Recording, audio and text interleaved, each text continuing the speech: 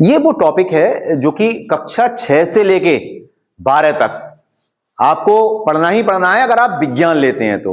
विज्ञान का तीसरा हिस्सा होता है जीव विज्ञान। जीव विज्ञान में भी दो भाग होते हैं, जंतु विज्ञान और वनस्पति विज्ञान। तो वनस्पति विज्ञान में अगर आप देखते हैं तो ये चीज आपको पढ़नी है क्योंकि पौधों के बारे में जानकारी होती है। तो पौधे के विभिन्न भाग व उनके कार्यों के बारे में हम पढ़ेंगे। उसमें हम जानते हैं कि पौधे में दो हिस्से होते हैं। देखो तो बच्चों जरा मैं एक ये लहटा का या जिसे सरसों का पौधा कहते हैं ये मंगाया हुआ है। इस पौधे में अगर आप गौर करें तो दो हिस्से हैं। कौन कौन से हिस्से हैं? देखो एक तो ये नीचे जड़ का हिस्सा है और ऊपर का हिस्सा ये तना, पत्ती, फूल, फल ये सब हैं। तो ये वाला हिस्सा यहां से नीचे का हिस्सा कहलाता है जड़ तंत्र। क्या कहलाता है?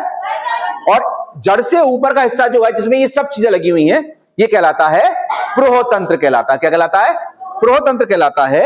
अब जड़ तंत्र में भी दो हिस्से होते हैं, प्राथमिक जड़ और द्वितीयक जड़। प्राथमिक जड़ जो होती है वो गहरी जाती है जमीन में, तो ये प्राथमिक जड़ ये दिख रही है आपको।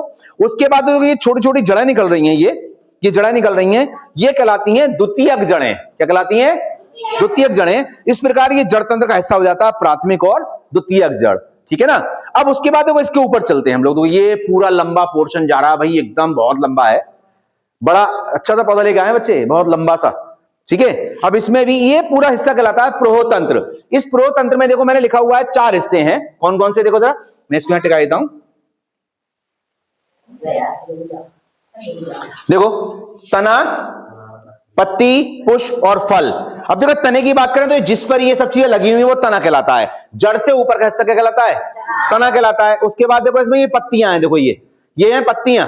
उसके बाद देखो ये पुष्प, ये पुष्प आ गए पीले पुष्प में। ठीक है ना। और उसके बाद देखो ये इसमें ये लग रही हैं ये फलियां, ये फलियां ही तो बोलते हो आप लोग इसे। तो ये है फल इसका। तो तना, पत्ती, पुष्प और फल ये प्रोतंत्र में आते हैं। किसके? पौधे के भागों में। तो दो हिस्से हो गए, जड़ तंत्र और प्रोहतंत्र।